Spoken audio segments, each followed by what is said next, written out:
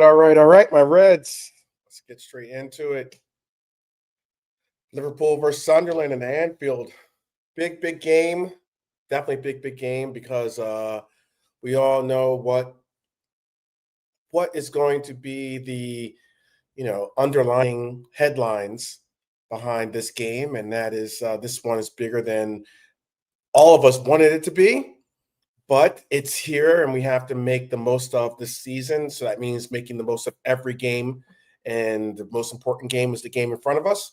So we finally snapped a miserable run with the win at West Ham. And yes, we all saw the ridiculous red card to Lucas Paqueta. It was laughable, but here's the thing. You still have to respond. You still have to convert. You still have to defend with a bit of pride. And Liverpool actually did for the first time in weeks. They did. Alexander Isak finally broke his scoring drought. Cody Gakpo delivered, and Florian Wirtz looked like the footballer we've been waiting for, in the Prem at least. I know some of us are, or some people out there. I know Pops, for instance, is a Germany fan, and I know that JK obviously watches and enjoys watching and supporting the German national team. He's done bits there, and he's also done, I think, progressively well for us in the Champions League, to be honest with you. But finally, we got a really concerted Premier League performance out of Wirtz in a game that really didn't matter. He looked sharp. He looked intelligent. He looked dangerous on the ball. He was everywhere on the pitch. It was really good to see. And all of this happened with Mohamed Salah sitting on the bench for every single minute of the game. Creates some tension, I'm sure, some real tension, because the front four actually looked balanced, cohesive. There was a stat out there that was crazy stat, and I'll try to remember to ask the panel. I was going to not really have the panel, but I see that my brethren are available. Sometimes I feel like I might be birding them with asking them to be a part of the show. So, because I know they all have schedules and lives and everything else. But let me see if I can get this. Let me see if I can get this real quick.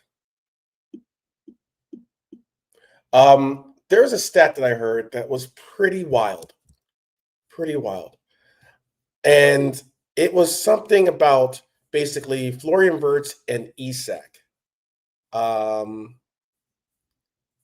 the stat went something like, could you tell me how many times Florian Wirtz has linked up with Isak? How many passes they've had together? Now I have to verify the statistics. It was pretty alarming to hear the number. Excuse me. And big up to John Conway. Big up. If you're out there, say hello. Please do say hello to me, or so I can say hello back. If you have the opportunity, if you're driving, obviously do not do so. And if you're on the replay, say hello through the comments if you can. But it was three passes they've had between the two of them, between Wirtz and Isak. And I was like, 3 passes? That's impossible. But apparently it's a number that apparently exists. And that can't be. And this shows you also the inconsistency we have in really delivering for our forwards. It's something that we have to do a better job of, and it's something that we have to absolutely become more efficient at doing. All right, let me get this in here.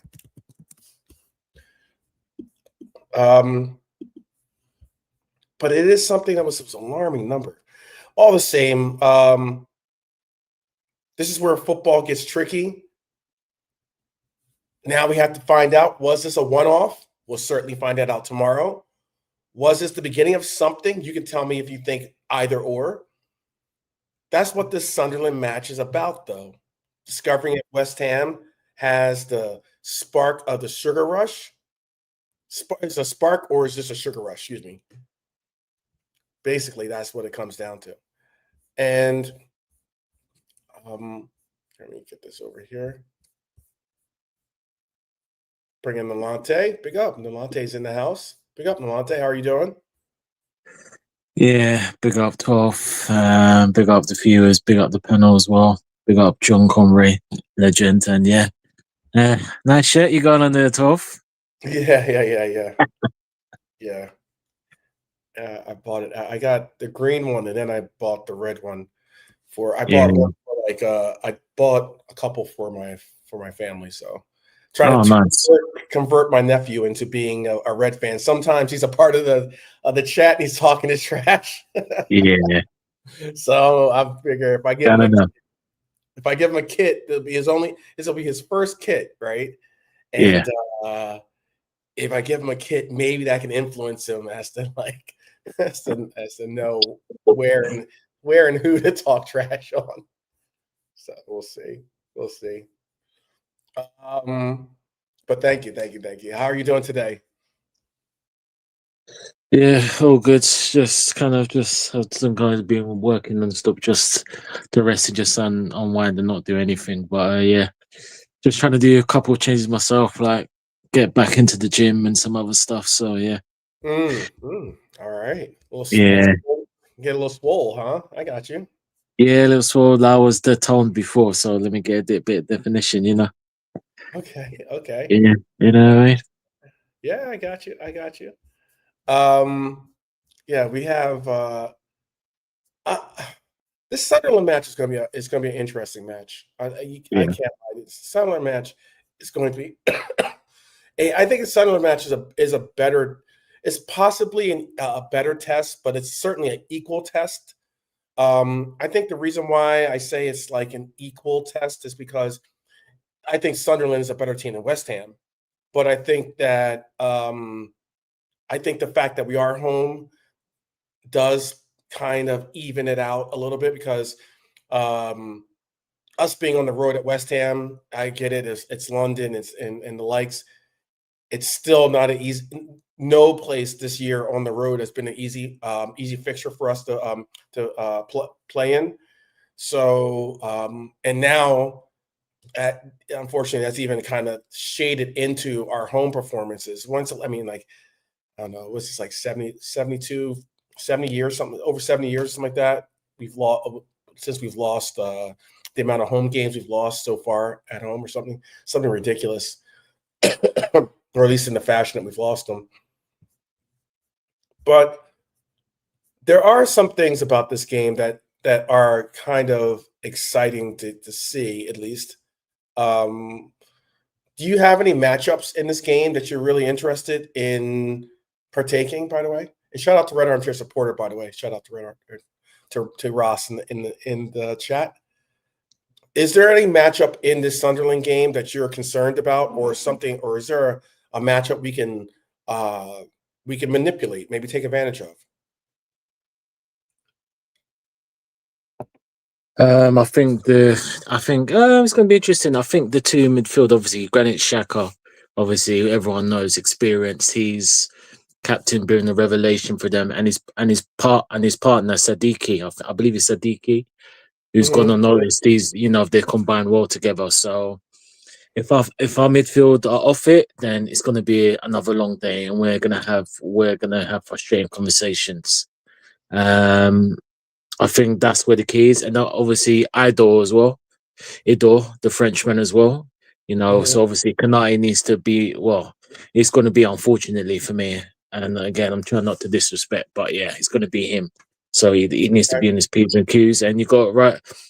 Look out for Brobly as well, coming off the bench. He's we will come on at some point. So yeah, those are the two. Those are the matchups I'm thinking of anyway for us to take control of the game. It'll be key, very key. Who do you think who's on our side of the coin then? Who would you focus on trying to see who could possibly have a real breakout or a good performance in this game? Maybe because of opposition that he's going against. Maybe he's going against a poor fullback or center half, or maybe there's something like who is the player that you see. I see that Red Armchair supporter, for instance, is saying Florian Wirtz. This is an opportunity for him to maybe take this this next game and have another back-to-back good performance in the Prem. Yeah, I think big up Red Armchair, big up yourself. Yeah, I think Wirtz is key. Again, I think he definitely needs a goal and assist, man, because it's just getting we can't be stuck on 0-0 now. It's getting. I mean, again, some of it is not his fault, but it's just getting ridiculous now. 0-0. So I need a goal and assist for him. So he will be key.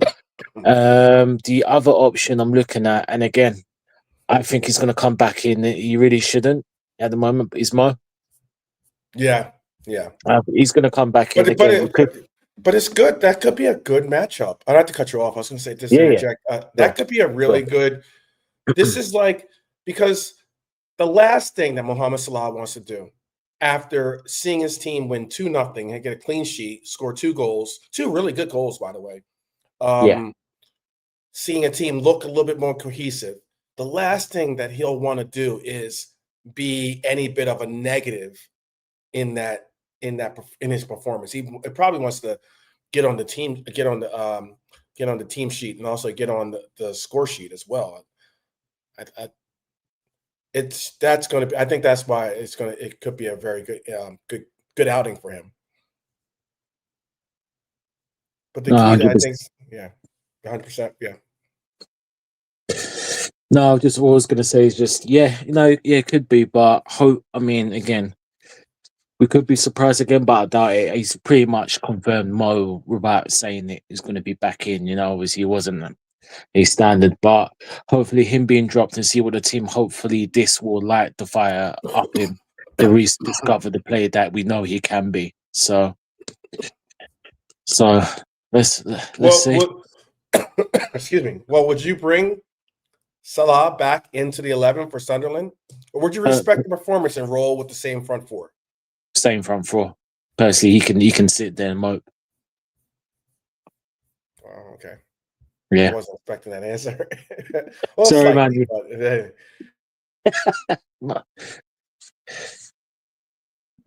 Oh, excuse me. Yeah, all good. Get a drink here. Yes. Tomorrow's game's building on you. Yeah, it's building. The pressure is building on me for tomorrow. Big up to Nems, by the way. Big up Nems.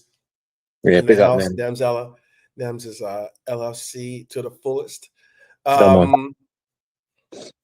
Yeah, what would you do in the chat, by the way? Would you thank you, Red Armchair supporter. Would you bring Salah right back in? Or would you hold him out for a second game? Would you hold him out for a second game? I think, obviously, you have to figure out a way to play him. I think, personally, you have to figure out a way to play him because I think you don't want to lose.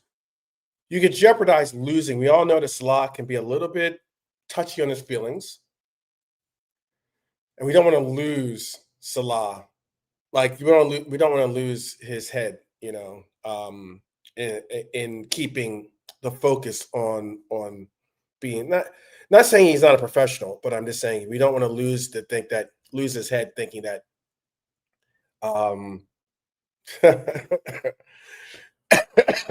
excuse me. This is not a smoker's cough. I just woke up. It's cold here today. We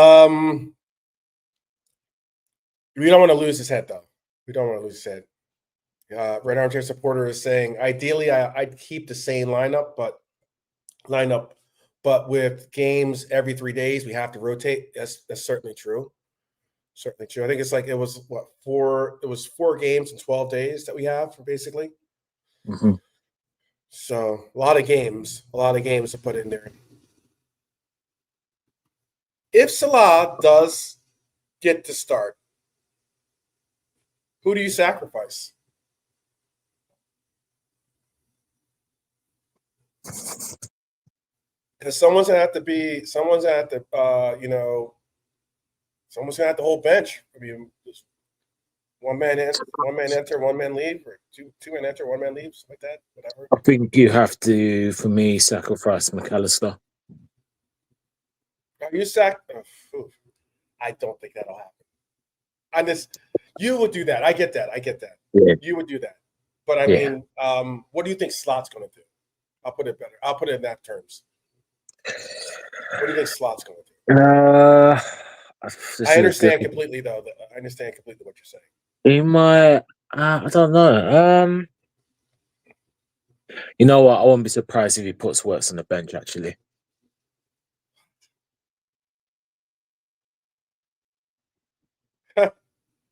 Going by what his press conference saying about 100%, he'll play. He loves Mac. I don't know. He's not. Maybe once or twice he's dropped Mac, but yeah, like Mo, he's getting away, and yeah, I think he put Wirtz on the bench because Sobbo. He's been our best player, so I think he might Wirtz, unfortunately, which I wouldn't do, but I think that's what he's going to do. Okay. Hold on a second.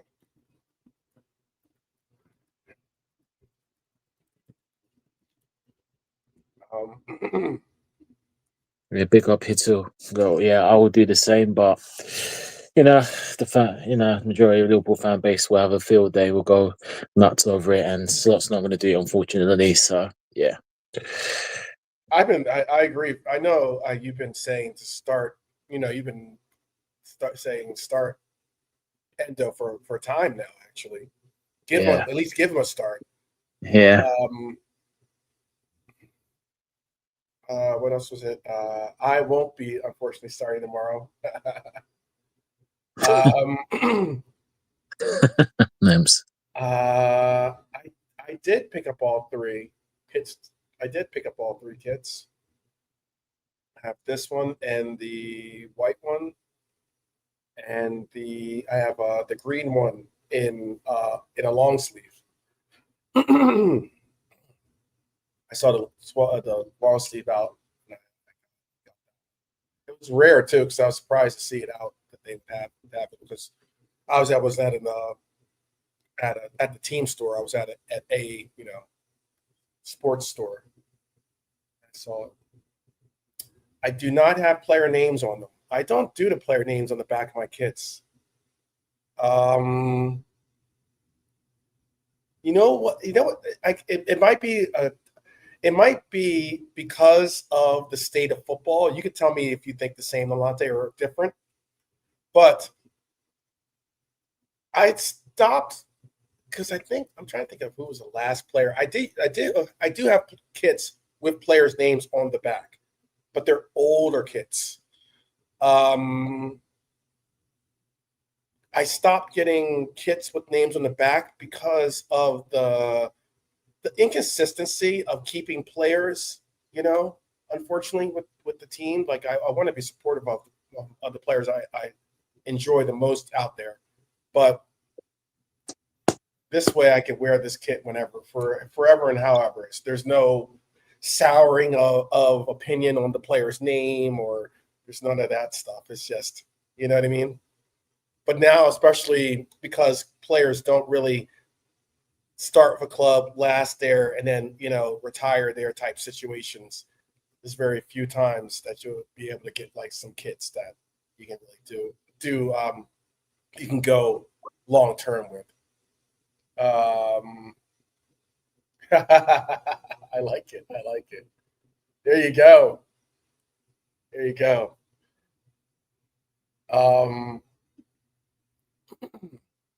Yeah, if I gotten a kit, I probably would have gotten, if I gotten a name on the back of my kit this year for a player, it wouldn't necessarily have been that he is my favorite player on the team.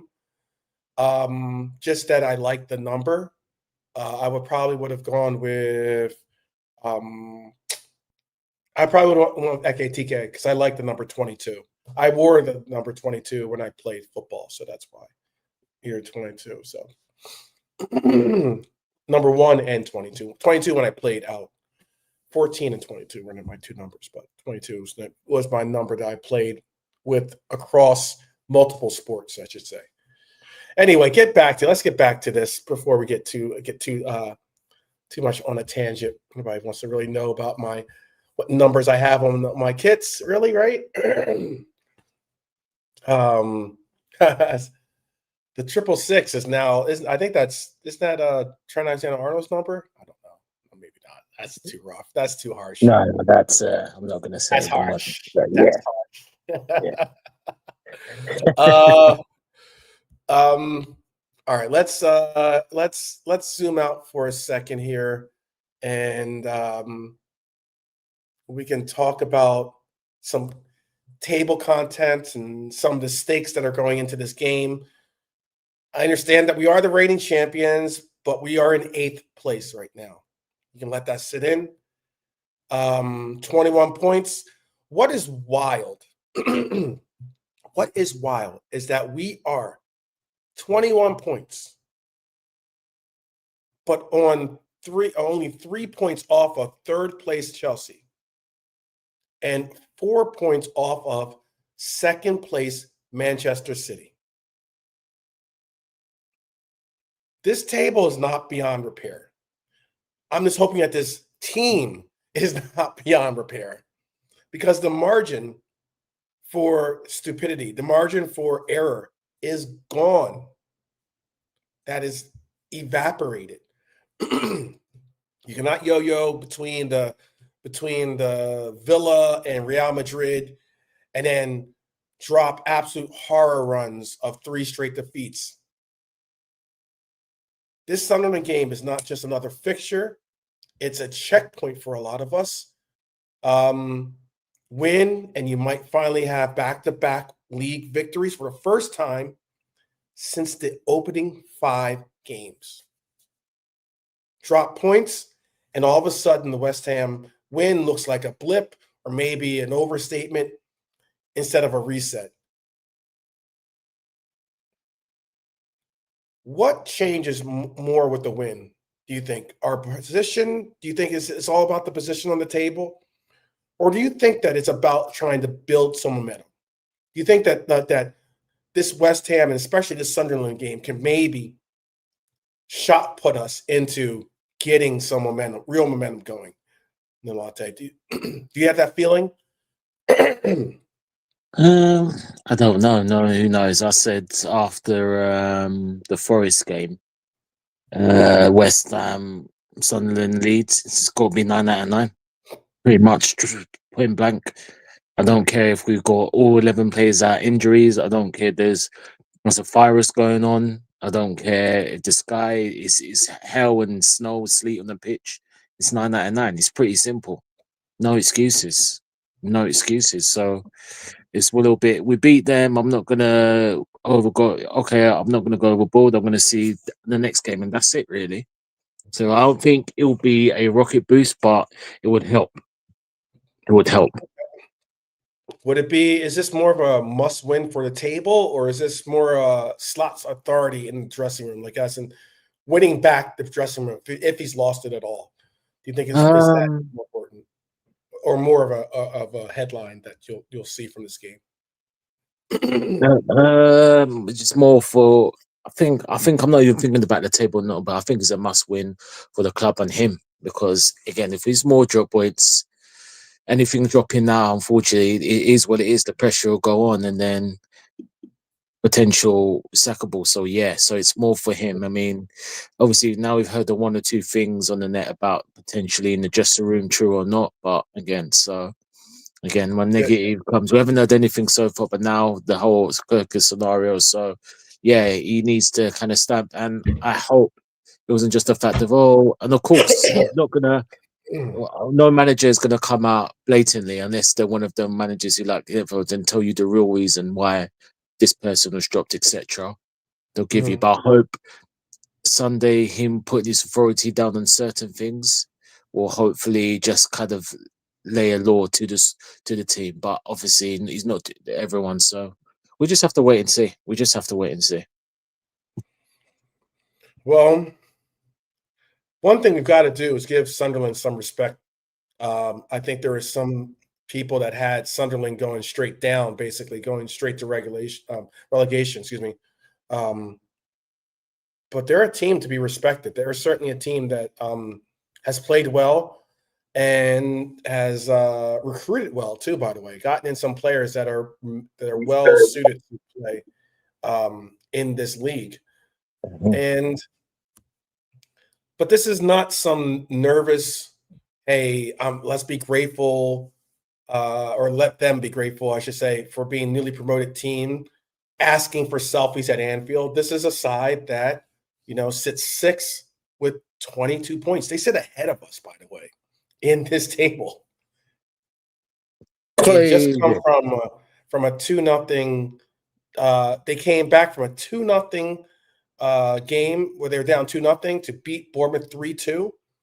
I watched some of that game too, by the way. Is currently ahead of obviously Manchester United, Spurs, Newcastle, all teams that were supposed to compete for top 4, if not top 6, and they're ahead of us. Regress Lebris has them playing modern, brave football. They're not cowed by the league, I guess you could call it. They're not intimidated by reputations. But here's the split in their identity. At home, they're brave, they're fluid, they're dangerous. Away, they're the second worst attacking record in the division. Just 3 goals scored on the road. So the test for Liverpool is quite clear. Can we keep it clean long enough, or clean the sheet clean long enough for their away day limitations to show? Or are we going to gift another goal at Anfield to a team that should not be beating us? Excuse me. If we defend properly, they will struggle. If we make the same errors we've seen from Kanate or Kirkes and company, they'll smell blood and they'll pounce. We've got JK in the building with us right now. How you doing, bro? JK.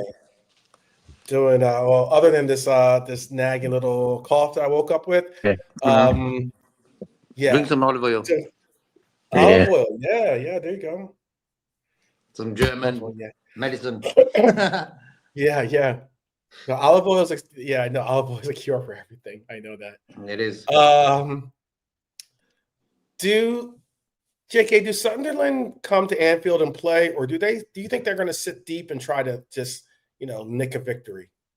I haven't really watched them play this season, but I just feel they're going to sit. They're going to sit. They can score goals, and they're pretty high in the Premier League, bro. So they're a good team. It just depends on what sort of energy we start off with, and then we'll see what happens in the game. But for me, we've got to start off fast, trying to get the job done quick, because games are coming in quick, so we can rest some players.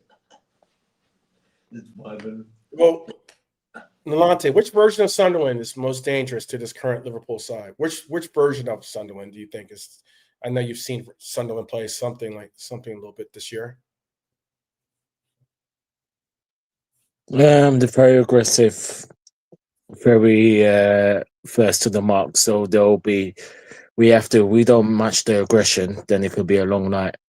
And they get the balls in, and obviously they got Endor, the goal scorer, and Broby, obviously they can get goals here and there, and obviously they get any opportunity, especially Xhaka's known for long ranges. So the midfield is the key for me. If we don't match their aggression or control that midfield, we could be sitting here after having another moment of frustration, more direction out for slots. So I think the midfield is the key, and if we can play like we can play, then we should be winning this game.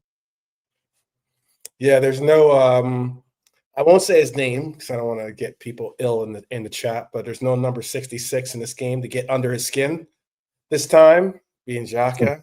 That was That was something, actually. That was a game changer for us in that game, by the way. That one interaction. If you remember in the Arsenal game, right? Do you remember? Do you remember by any chance? Either or? No? Well, I'm sure Yeah, those out in the chat. Oh, okay. Oh yeah. We were 2-0 down, and going for Yeah. title, and then the confrontation with him and Trent. Trent's a little sly, a little riled the crowd. That rally. Yeah, we should have won. We should have won. Tonight he missed a sitter. I was fuming. Yeah. He forgot how to shoot. He got all like flustered. Like, oh my god! Mate. Oh my god! That's mate. Yeah. He could have just walked that ball in. Yeah. Well, the head-to-head between these two teams, at least, and the Anfield factor is something. History has it where we've had 168 meetings between Liverpool and Sunderland. Plus or minus, do you think 80 wins, Liverpool, do you think? Plus or minus? Plus. I'm not going to ask you to tell me the exact number of wins we have against them. Plus or minus 80 wins. I would say plus. Plus? Yeah. Plus? Monte, plus or minus 80 wins against Sunderland? Okay. I was going to say 17. You guys are just, no, you're just off. 78 wins. It's a little bit of I tried to make it a tricky question. Let's see if we get you guys.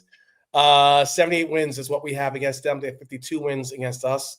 At Anfield specifically, out of the 84 games we've had at the 84 games we've had at Anfield, plus or minus 40. How about that? Plus or minus 40 wins for Liverpool. It's a coin toss. Definitely a plus. Plus? Yeah. I'll say minus. Oh, do you think I'm trying to get you with some trickiness again? Plus. It was 43 wins in 84. I think we have more wins, actually. So that means that there's a lot of draws in this fixture with Sunderland. Because Sunderland only has 19 wins at Anfield. So was that 50? That's 62. So that would mean like there's 22 draws in this fixture, at least between the two teams at Anfield. Can you tell me the last time Sunderland won at Anfield in the league? What year was it? I do wish we had Norm in the chat. He could probably be a little bit of help for everyone.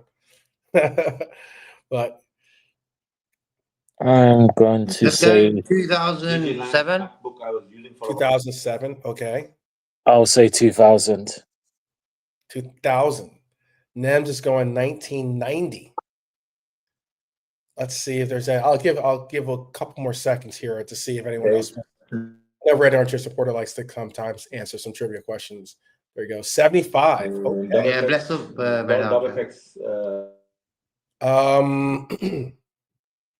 See if anybody else. One more moment to see. Bless up Nems as well in the chat. Yeah, that's good. Yeah, I'm on the right wing tomorrow. Taking over Salah. Let's see. If we're playing Price is Right, Red Armchair Supporter would be the winner. Okay. 1981 is the last time that we've seen Sunderland come out with a victory. 1981. Wow. Wow. Okay. Do you guys remember the last time these two teams met? That's an even better question. Can you remember the last time these two teams met in the league, at least? I would say about around 2007 mark, around there. Because Sunderland, around there. It's been a minute since Sunderland's been in the league. Yeah, they were missing for 2010. 2010? Yeah, 2010. Trudon is probably going to be the closest to it. 2017 is the last time we met them. We had a So 2-2 yeah, draw. 2-2 oh draw. yes, yes, yeah. I was thinking about the Darren Burn goal. Yep. The history is clear, though. I mean, this version of Liverpool has already torn up a few "we don't lose here" scripts. I get that, but it's down to this group to defend the Anfield standard again. I think we all know that, especially after the 2 consecutive defeats in the league. You know, we can't have that. Two teams that we should have certainly beaten. I think we should have certainly beaten.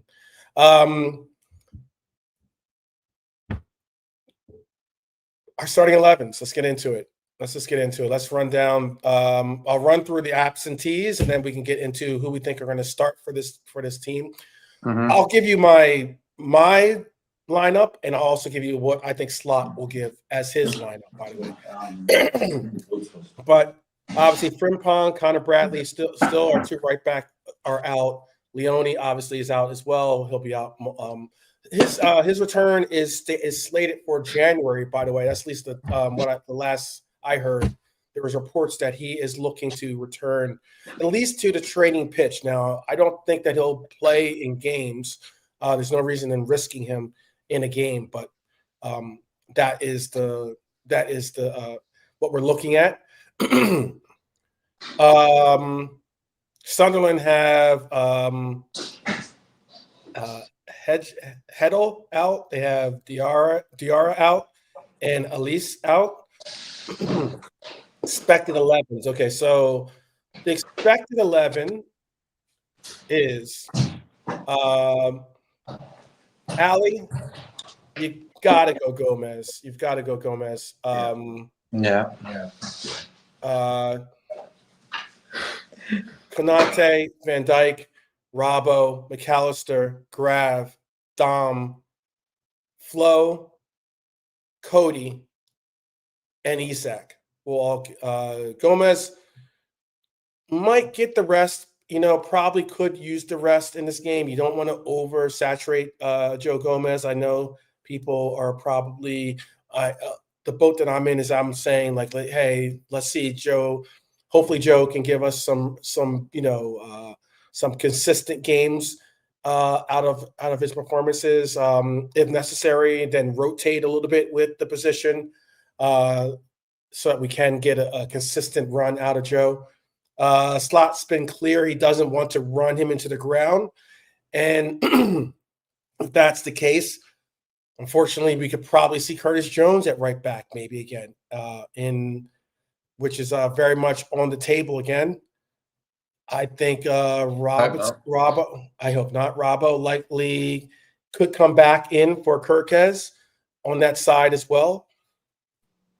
If I was doing you play Kirk. Yeah, Kirk has had a decent game. I think he had a decent game. Probably his best game for us. Yeah. I felt chilled with him. Yeah. And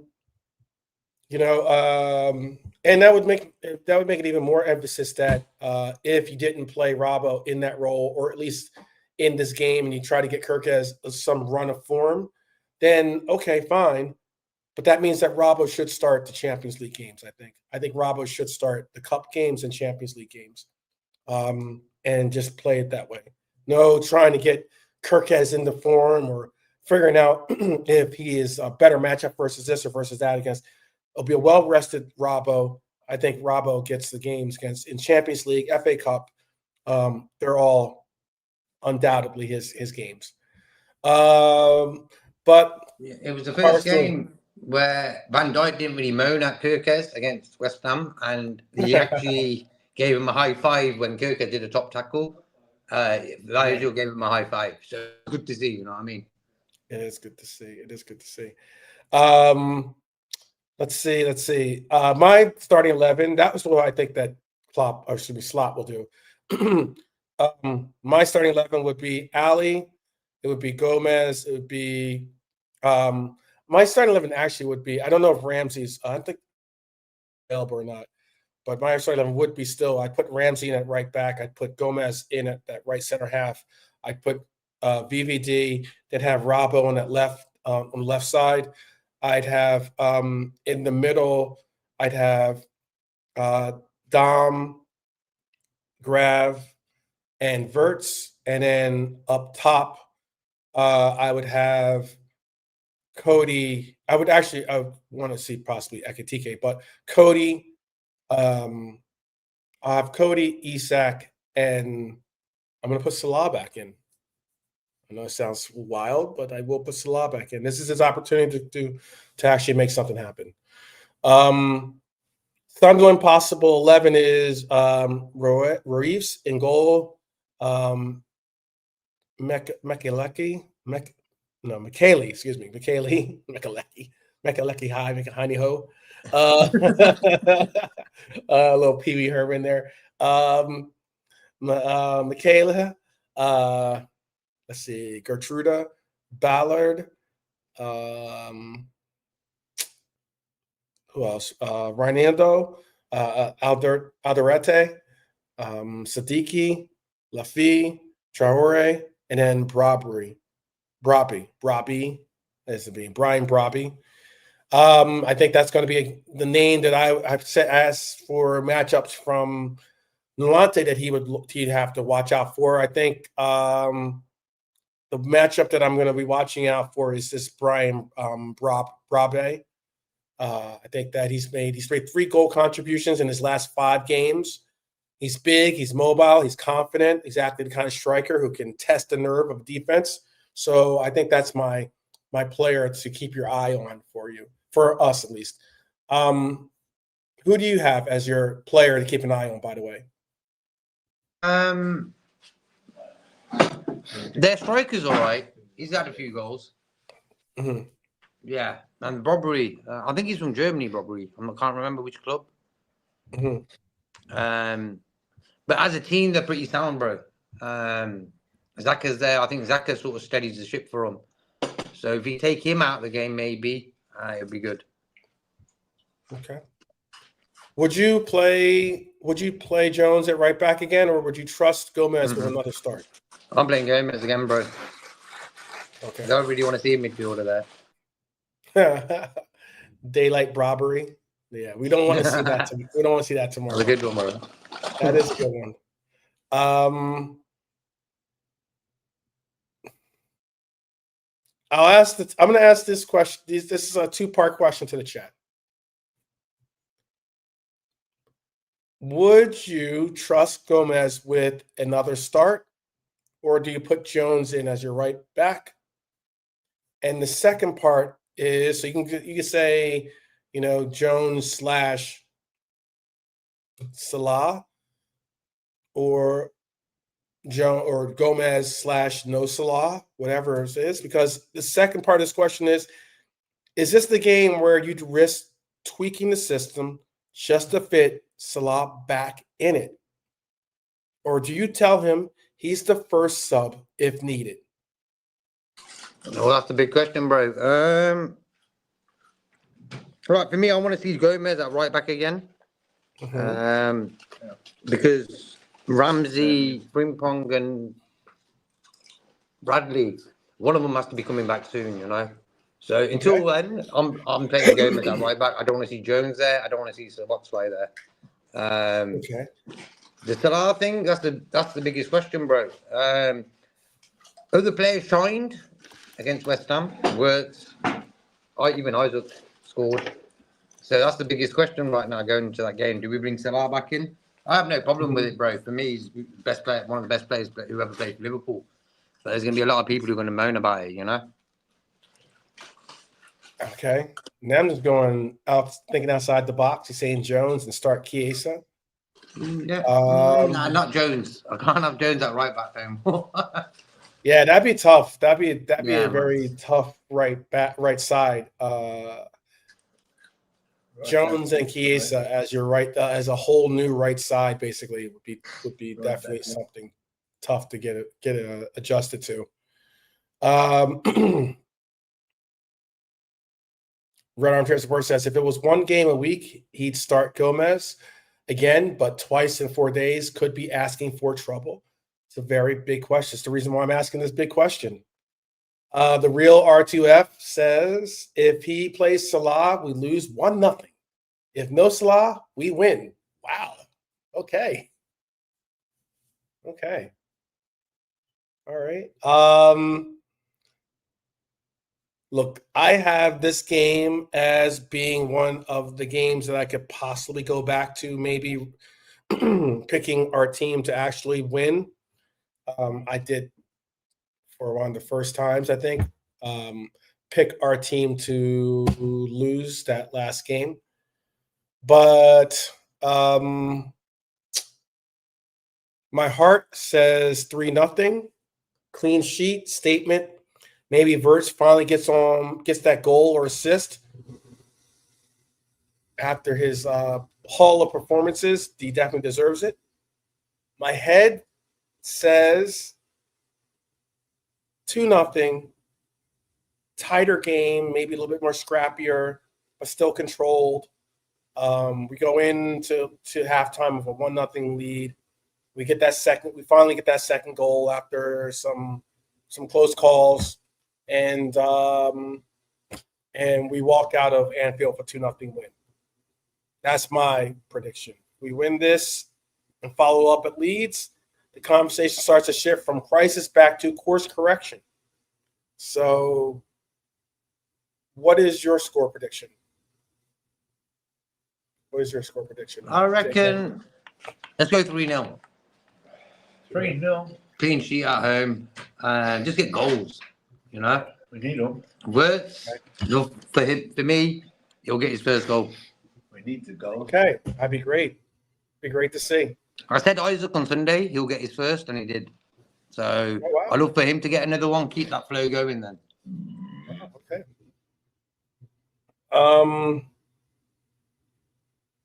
Okay. All right. Well, let's move into this second segment.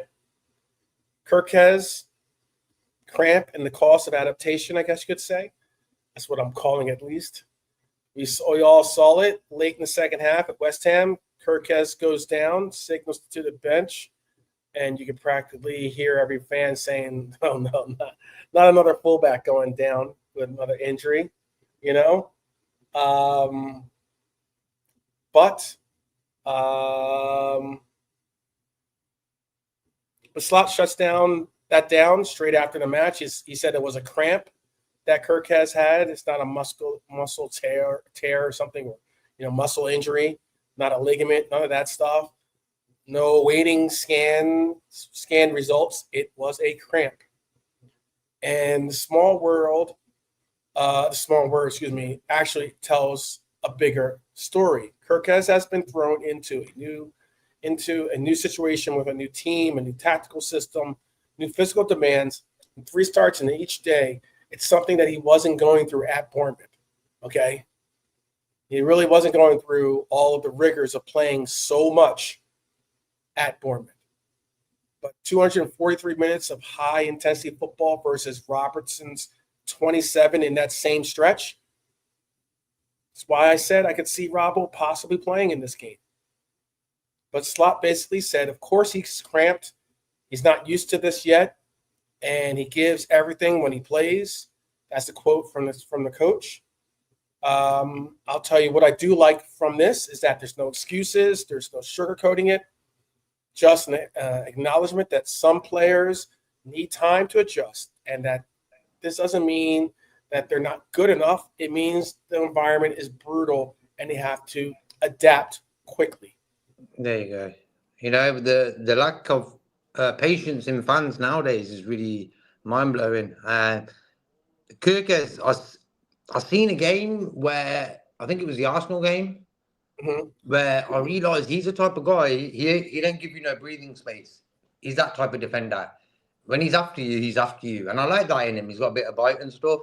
And I'm thinking, if he was the best left-back last season, all of a sudden, he's probably one of the worst. So how does that happen? So for me, he's done it. He's shown us that he can play that position. And the West Ham game was, for me, the first game I felt really relaxed about Kirkes. So I don't know why that happened, but hey. He looked a little bit more like in tune with everything.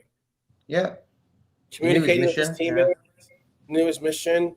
Yeah. Maybe the time on the bench, maybe some counseling from Robbo and other players and coaches maybe gave him a little bit better perspective. on actually how to navigate these difficult, turbulent times that you have to go through when the team's losing and you're not performing at the level that you are used to performing at. Do you think, based on what you've seen, is Kirkes adapting well enough to be seen as Robbo's successor currently, like as in he should be playing every game? Or is he still clearly a rotation option, someone that you'll have to adjust and bed into the system? Like he was thrown in the deep end. He was like, there you go. And some players, it's sort of good for them. They can just carry on in that and fit in straight away. At the end of the day, Kirkes is the Robbo replacement. And so Arne Slot was thinking, I'm going to play him straight away, you know? Yeah. I think, look, in the Real Madrid game, not the Real Madrid game, the Arsenal game, and say the game against West Ham, Kirkes showed solidness. So I've got no worries about Kirkes. I know he's a good player. So, but for me, you've got two quality left backs there. Take it in turns, do how you want to do it.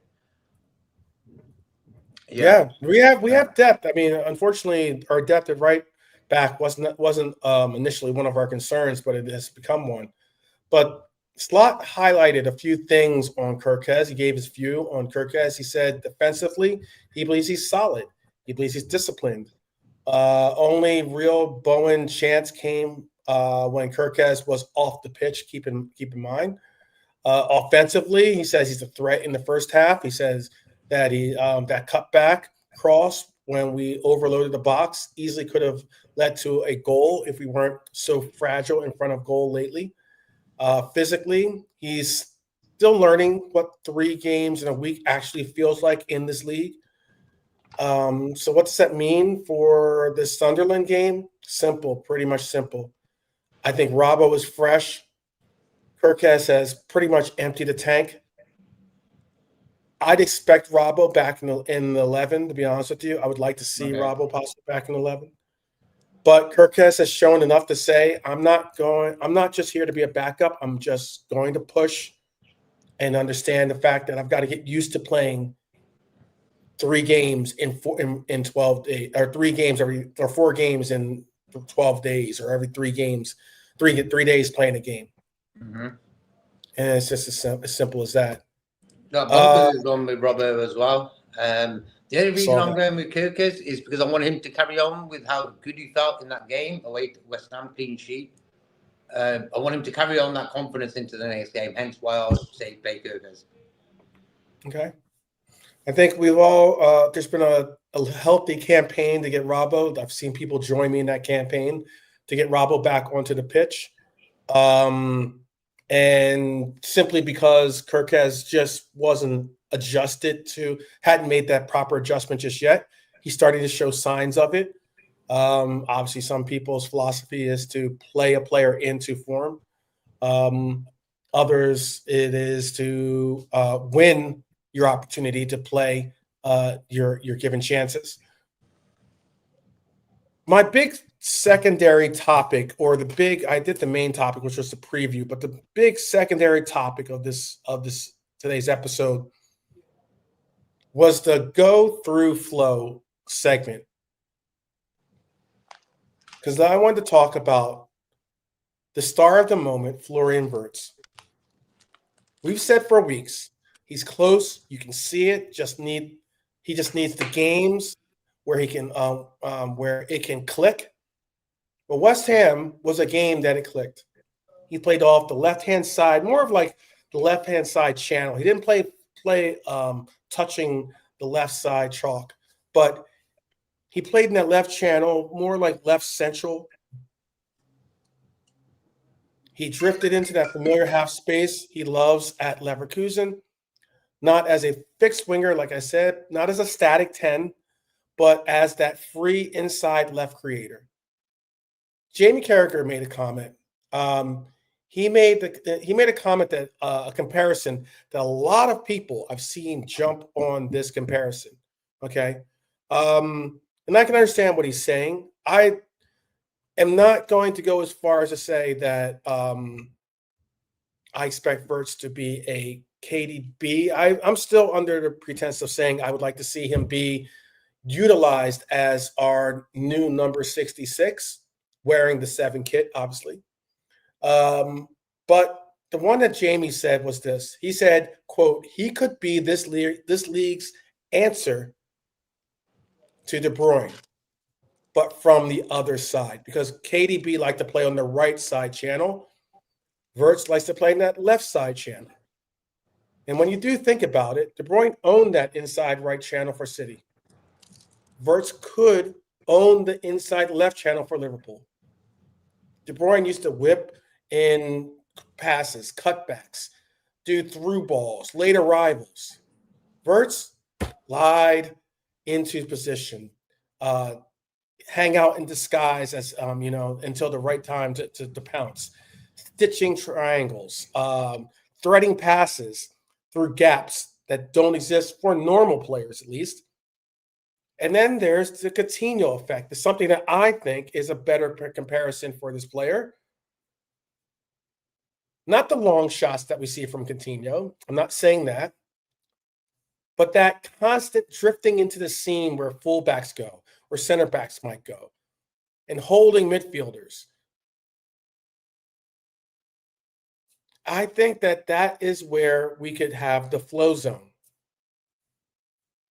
This is why I'm saying Liverpool needs to go through flow. We need a flow zone on the pitch that we can operate out of, and that left channel, I believe, is his zone. I'm going to ask you in the chat, and I'll ask you as well, JK. Should Liverpool fully commit to building their attack around Wirtz in that left half space, I should say? Mm-hmm. Even if it means adjusting the roles for Cody, adjusting the roles maybe for Dom, or certainly adjusting the roles for Grav or Maka, whoever's going to be playing behind him. When is this the time to do that, or do we still try to spread the workload? Yeah. When you got quality like that in the team, you want to get him involved in the game, bro. I've always said this season, Wirtz hasn't played poorly. He just hasn't had the goals and assists to go along to his name, you know.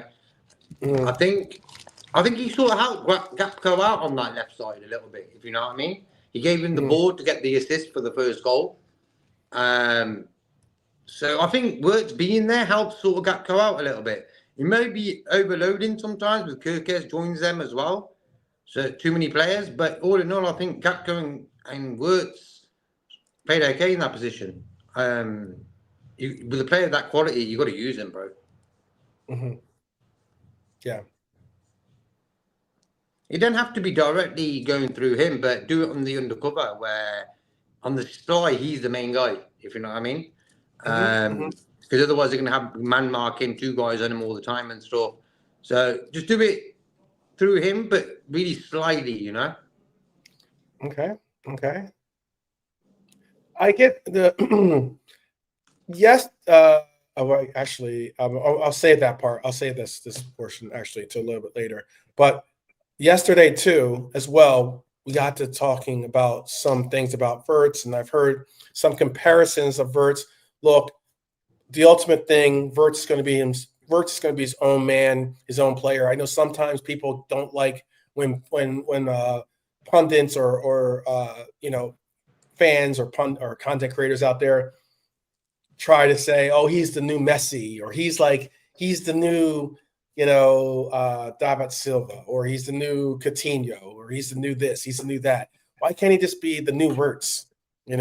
I'll give you that. He is going to evolve. He is going to become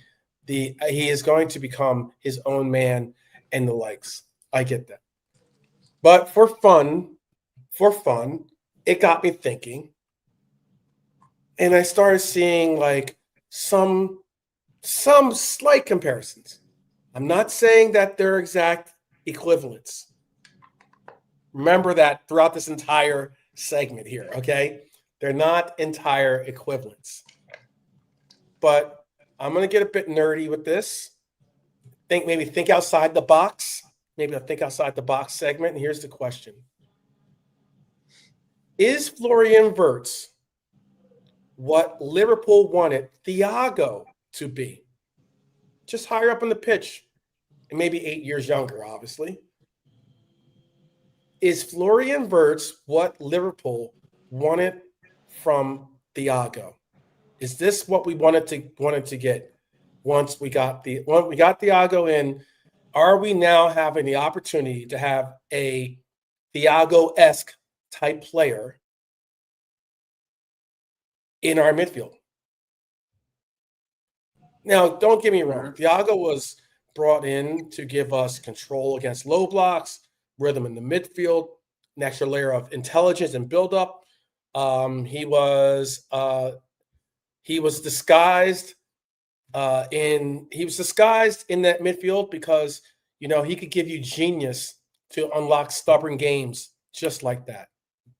He delivered, majority of times delivered for us, but injuries ripped through huge chunks of that dream for us. Let's be honest. When Thiago was put into this team, you saw Klopp change his philosophy of having just a workhorse midfield to now all of a sudden having a maestro that he could orchestrate the game through.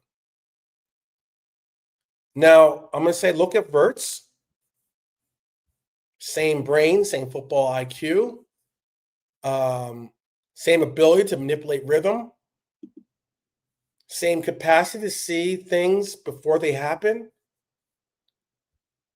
But he's operating 30 yards closer to goal. Thiago is ballet in motion on the midfield, in my opinion. Wirtz is like street ball in the final third. Thiago slowed and sped up the game with the ball at will. Wirtz can disrupt the game with moments, feints, timing. Both do this. They make everyone around them better. Thiago improved, Thiago improved the players around him, whether it was, Bobby or the likes. Salah with his runs, Firmino with his links. Wirtz already improves Isak's shot quality. He improves Cody's ability to receive on the half turn. He improves Dom's ability or opportunity to arrive instead of carry. My question is, again, is Florian Wirtz what Liverpool wanted from Thiago? Are we finally going to have possibly a nice little 5, 8, 10-year run? I'm going to have to mute your mic, JK. Background noise there. Is that the case? Wirtz, his feints and shoulder drops are fun to watch. They are true. They are very true. And I'm just saying facts. Red Armchair Supporter says no. Wirtz is further up on the field, in his opinion. Okay. All right. Football quality-wise, very similar. Thiago, for me, was so happy when we brought him. Because them type of guys, they could choose any club, and they chose Liverpool. Him and Wirtz, So you got to appreciate these guys when they come.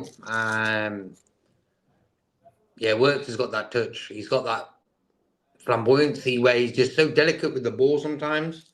And he can also be kind of tough as well. So I'm not sure if he's sort of the Thiago in the midfield out of the selection. I would say that.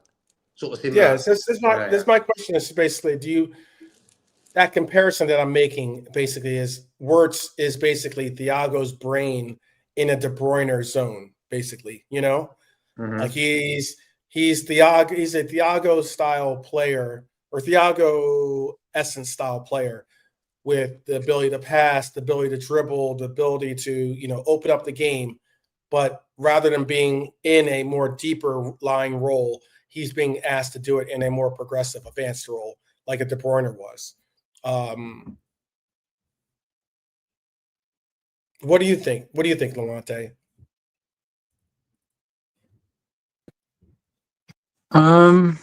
Works. I wouldn't. I don't know. I wouldn't call him a Thiago-esque player. I think he's different. I can see on the eye because Thiago is more. I mean, he's got long range of passing. The Wirtz doesn't have that. He's more technical in terms of receiving the ball first, touch and go in a Mhm. sense, and maybe just a tiny bit better with tackling to an Mhm. extent in the ball. Mhm.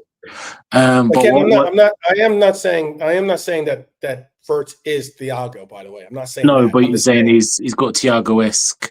yes, I did use Yeah, the word Thiago. I'm just esque, asking, yeah. could he be, you know how our midfield is normally a workhorse midfield. It's very like that's why Dominic Szoboszlai possibly is getting all the praises this year, is because it's not because of his, amazing dribbling skills or, or his movement without the ball or something like that to receive passes. It's more of his work rate. That's a lot. Is like we've been known, whether it was for Ginny or whoever in our midfield, Hendo, to be a workhorse style midfield. And when Thiago came to this team, he was that techie player that was being added to a midfield of like hard hat lunch pail style midfielders. I'm trying to make that comparison. That's the comparison of what I'm emphasizing. Just as Red Hunter Porter said, he says both brought in to add stardust basically to the midfield. Do you agree with that, or do you think that Florian's just going to be lumped into being another workhorse? No, I mean, but I get what you're trying to say, but I think they're both different in different. They're still different. I get it by name, star names, but they're both different in the way they play for me. They're just Okay. different in the way they do things for me. So Okay. Enough said. Yeah. Big up to Norm. Norm's in the house. He missed some of the trivia from earlier, but we have not signed. We have not. We don't have the K-Mac Bamba just yet of Osimhen coming to Liverpool. But yeah, that was just a question. It was just a question. I just think that we really haven't had. I mean, Maka was the closest thing to a real. I don't think Maka has the talents of Thiago, for instance, when it comes to passing and dribbling and that kind of stuff. I think he's more of a hybrid worker slash techie style player, but he certainly has some real on the ball skills. But when it comes to a real midfield technician, a real razzle dazzle style player, I think Wirtz is possibly our number one choice to fit that moniker in our midfield. That's why I was trying to make the comparison. I got one no and one thumbs down. I got one kind of shaky. I don't know, one half.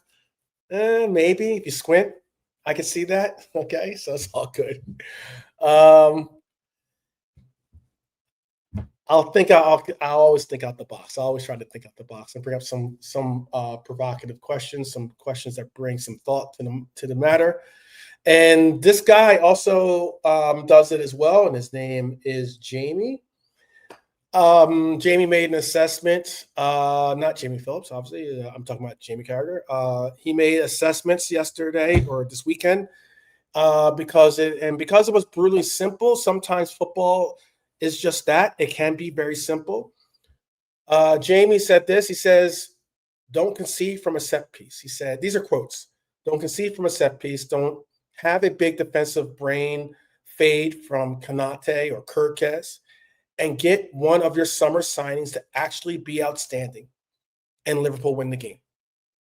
And that's exactly what we saw. No set piece meltdowns, no catastrophic center back errors. Wirtz finally looking like he's a 100 million plus pound football player. Isak scored as well, another 100 million pound plus football player. Suddenly everything softens a little bit. The mood shifts. The crisis talks drop a notch. He also warned, we're a million miles away from that title race. But if Liverpool fall out of the Champions League spots, the pressure on Slot goes through the roof. And I couldn't agree with that more. The Champions League is that one glimmer of hope that we have of redeeming an already suspect 25-26 campaign. Because we're not talking about titles right now. He's making my prediction of Champions League that much harder. I've seen a lot of pundits or content creators all of a sudden turn on those of us that said we could possibly contend for the Champions League. But we're talking about keeping the floor high enough that Slot doesn't get swallowed by the job before he's even built his version of what his team is supposed to look like. I'll ask JK this question. Do you agree with Jamie that basically defense, that basic defensive competence and maybe having an Isak or a Wirtz, shine enough is enough to stabilize us? Is that the only two components that we really need to focus on? Is getting some competency in defense, and also having having maybe just one of these stars stepping up, if not multiple. Look, bro, I always say football is a game of concentration. The game against West Ham the other day showed that every player was concentrating on getting a win because they know they were in trouble, So, look, Kirkes did a job. He's a new signing. Isak did a job. He's a new signing. Wirtz did a job. He's a new signing. So, I never jump on new signings back. I always think it takes time to settle and stuff. What am I going to get out of me moaning 24/7 about Isak? I know. Look at the finish he did the other day, bro. What a finish. He couldn't have put it anywhere better. Right in the corner. There you go. So I could have moaned a lot about Isak, but why? He ain't going to get you nowhere. So I thought, okay, give him time. And it would have showed us the business. So for me, it's all about settling in the players and concentration levels. Yeah. It's it's certainly a different environment. I saw someone on Cop TV, a show I do, or a channel I do watch. Doyle and AGT are on that show, and they had a guest as well on that show with them, a traveling supporter, someone that travels with the team, and he spoke about the fact that he went to that West Ham game, and when he did go to that West Ham game, it's very easy to fall into it could be very easy to fall into the influence of, being non-supportive of the players and the likes that haven't been performing, or at least performing to the levels we want them to achieve at. And he says, once you get into that supporter group, or, the supporter section, you root every player on that pitch that wears a red kit. And at least when we're wearing red, at least that represents this badge right here. And I can understand that. And I'm glad to hear that someone like that is that it's a little bit easier environment to be in. You might not think that he's doing well, or you might not think that he might not even be a fan of his game. But for those 90 minutes, you root, you cheer, you sing your songs, whether it's for the manager, whether it's for the actual players on the pitch. You do whatever you can to support and uplift that team. And that's the beauty of Liverpool, I think. A true beauty of Liverpool. I'm going to zoom back out real quick to this Isak Wirtz connection that I've been hinting at all throughout this entire segment. On one hand, Isak scores. He speaks after the game about still on the way back to his best. You can see the movement starting to sharpen, timing, angles, deception. On the other hand, he still looks a half step off. Wirtz should already have at least one Premier League assist. The low cross across the 6-yard box was a pass that Isak was able to handle, and he absolutely skied it when he shot the ball. Sharper strike definitely buries that near post. A striker on top form gets across the near post at that shot, and our striker is not necessarily at peak levels at the moment. So you're going to ask, where does that leave us? For me, it's actually encouraging because, we've seen from these players has been less than admirable. Wirtz consistently creating high quality chances. Isak finally on the score sheet. The early signs of a partnership, which I think will evolve. A partnership that I hope is like a triumvirate, meaning like I hope that we can see the Wirtz, Isak, and Ekitike triangle become a triumvirate. But it's a start. It's a foundation maybe appearing. And we're about to come up on this final segment, which is a very big final segment. So you'll want to stick around for this final segment that's coming up. But at what point do you worry about his sharpness long term? And at what point do you say he just needs minutes? Keep playing him. Is that where you're at? Is he at that spot where he's now? He just needs minutes. Keep playing him. If this coach is going to just play one striker, Nalante, are you at the point where you say, are you at a point where you're worried about his sharpness long term? Or are you at that point where you say he just needs minutes, keep playing him?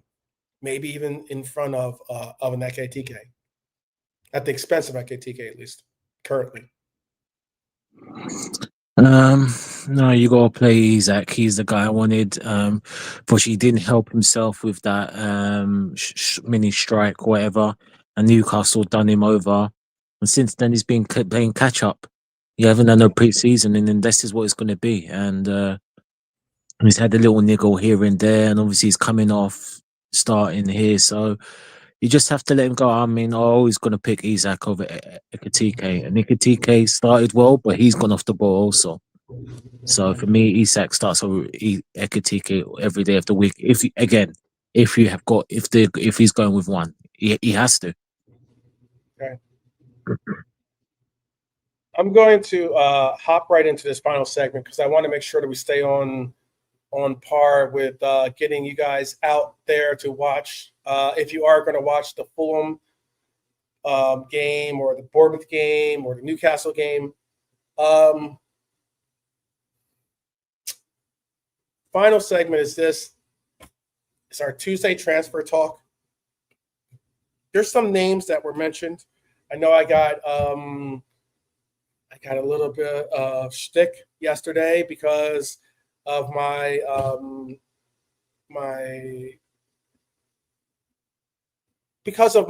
attention towards filling a DM and filling a center half role for this team as being my top one and top two priorities for this club. I'm not looking to. Some might have it as getting another striker. Some might have it as being another winger, like a right winger to be the eventual successor to Salah. Some have it as a left winger, by the way, too. But for myself, I've been very focused and very vocal on the fact that I would like for us to get a center half as our top priority, and then to get a reserve DM, especially if this is going to be Endo's last season with us, or if it's going to be a season where Endo's going to struggle to get real playing time. I'd like to see us be able to get a player that we can see play and contribute. So in this Tuesday transfer talk, I do have a fun little segment too, something inspired by Red Armchair Supporter, by the way. So shout out to Ross in the chat. But Liverpool are reportedly lining up for a 60 million euro bid for a player that I spoke of yesterday, or at least someone brought up actually, and then I had spoken on him. I didn't bring him up initially, but people do know that he is a player that I do highly rate. We are apparently lining up a 60 million pound bid for Eduardo Camavinga. Now, on paper, this sounds probably insane. Camavinga is 23. He can play the 6. He can play as an 8. He's even been a left back in emergencies for Real Madrid. He's press resistant. He's aggressive in the duels. He's got a high ceiling.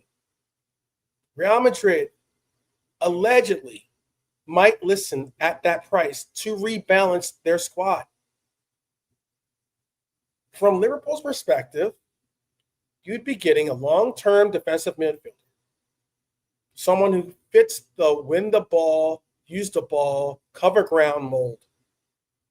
A player who could anchor a midfield behind Wirtz, behind Dom, behind McAllister, behind Ryan, whoever. You could maybe even see us transform having a pivot to having a single DM. I'll ask this to the panel because I've got a bunch of names on this transfer list. Is Camavinga worth going all in for? Or do Liverpool have bigger fires to put out at like center back, like I mentioned, or maybe even on the right wing? What is it for you guys? Go ahead, JK. You're the first to chime in. Bless up Norman in the chat. I think Norman will be happy like me, bro. We need a DM. For me, a DM sort of glues the whole team together and gives it a bit of protection. If we've had a Camavinga from the start of the season, I don't think our results would have been that bad. When you look at Casado, what he did to us on his own, we've lacking that type of guy. Gravenberch is great, but we're lacking that tough guy in the midfield. Camavinga, if you can do that, I like him. Good player, right age. I don't know why Real Madrid don't want him. Maybe they're over flooded in that area. But he's only played. I don't think I have this in my notes, but he's only played 30% of the time for Real Madrid this season. So the manager's probably in his cup of tea. Last season it was the other way around. Chukwemeni was more on the bench. There's a lot of players apparently in Real Madrid that are not. Yeah, that's what I heard. Yeah. So yeah, important I don't players. mind. Me, important I'll be happy players. with that for sure. Mm-hmm. Yeah, I put the price of the player in the chat for those that didn't hear what I said. Delonte, real quick before I move on, is Camavinga your cup of tea? No, not for me. All right. The one thing you can always expect is honesty from Delonte, and we always appreciate that. This next player is someone that maybe if you wear a blue kit, you might be ticked off. You might be saying that's a poppycock, or is that how you guys say it? Is that it might be rubbish? I don't know if it's poppycock or not. I might be saying the word wrong or saying it poorly, pronouncing it. But it's certainly rubbish to some. Some might say it's something that is impossible to see happen. But let me tell you what it is, because it is out there in the journos, and it is apparently a real asset that we're trying to possibly pursue. And that is Liverpool are making inquiries about an Everton forward. Could you guess maybe which forward I'm talking about? Yeah, Ndai. That would be him. I definitely would say we got to pause, because Liverpool, Everton, direct deal, those four words don't normally go together. I think can you name the last player and the year and the player that last happened? Can you name the year and the player that last happened, where you've seen a deal go through between Liverpool and Everton? It's either two. It's either going to be Nick Barmby in 2000. That's what I was thinking. Yeah. The chat has the right answer. Yeah, Xavier. Yeah. Xavier. Yep. Oh, Xavier. Yeah, one of the two. I think he was 02, I believe. Yep, it was. Yeah, 02. Yeah, that's it. Look, He's a good player is player. he's a good player, energetic, versatile, can play on the right, can play as a 10, can play as a second striker, technically sharp, busy, relentless, annoying for defenders. If Liverpool really do move for him, two things are obvious. They're serious about rebuilding the right side. That's obvious. If Salah's future is uncertain, that is obvious that they're trying to rebuild the right-hand side. They're willing to test the political temperature of Merseyside if it means getting the right profile of a player. Could you ever see a world where we would get a talented player from Everton like that? Do you think the Everton fan base would be willing to accept that? Accept us getting one of their good players? Let's see. The panel doesn't want to answer. Maybe they're a little bit. No, the connection went for me, bro. Can you repeat the question, bro? I was saying, could you ever see a world where a direct signing from Everton is accepted by not only this fan base but by the Everton fan base? Oh, because there might be a connection of saying, is the player good enough? Look, we all know that we definitely have a separation in excellence or level of quality when it comes to Everton and Liverpool. Would we accept? Would our fan base accept getting an Everton player, or would Everton's fan base accept a player leaving? One of their more talented players leaving. No, that'd be mad. Yeah. But he ain't really. Oh, we need to buy this guy. So, but quality-wise, he's a good player. But I wouldn't really go after him myself. Good. Norm thinks there's better. I think there is definitely better that we could go for. I don't. It would be probably a decent size price tag simply because it's Liverpool to Everton to Liverpool. I think the price tag would be probably have to be higher to tempt them to say, "Oh, we can't walk away from that." You know what I mean? All right. Well, then let's get into a player role or player position that we all want to see happen. There is a name out there that I thought was very interested in seeing. I don't know if I brought up Gehi or not, but Nico Schlotterbeck keeps popping up in the rumors section. He's 26, plays on the left side, is a left-sided center back, composed, aggressive, good on the ball. His contract goes until 2027, but reportedly he is not going to renew his contract. So this would be, he would have one final year on his contract after this. So if there's any time for Dortmund, if Dortmund knows you're not going to re-sign a deal with them, and they know that if a player, they'd be in a similar situation as us with like Konate, for instance, having a player that is in their final year and the value of the player would be extremely, extremely lessened.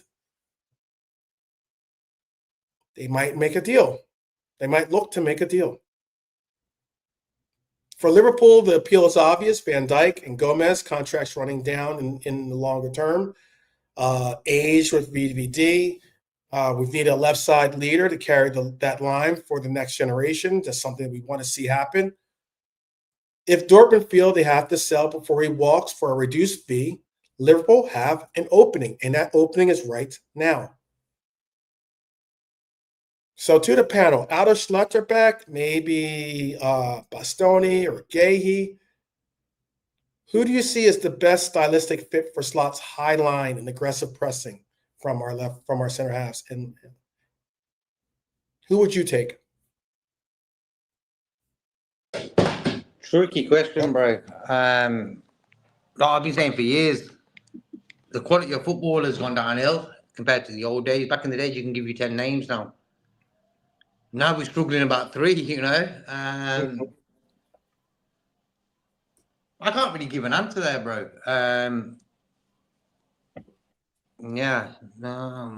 Schlotterbeck is good.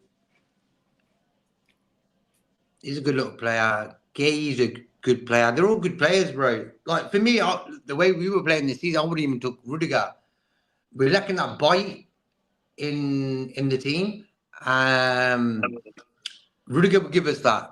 I'm not 100% I could trust him in that way. He ain't going to get a red card and stuff. But as an aggressive centre-back, what we need sometimes, he would be that guy. And we can get him on a free neck at the end in the summer. That's one name. So there's a few out there on the free coming up now. Mano, Gay, Kanate. There's a lot out there in that way. But quality-wise, they're not good as they used to be. Okay. All right. Gay, experience-wise, Premier League, yeah. He's probably the front runner. Okay. Go ahead. How about for you, Nolante? You have an answer for that one? Yeah, like JK said, it's interesting. I mean, it's hard, isn't it? Because Slotterbeck and Bastoni are not the fastest of players. So if we're doing a high line, they'll get exposed, but they'll Slotterbeck to an extent, you would say both better probably all round than Gay, but Gay's got a little bit more about him.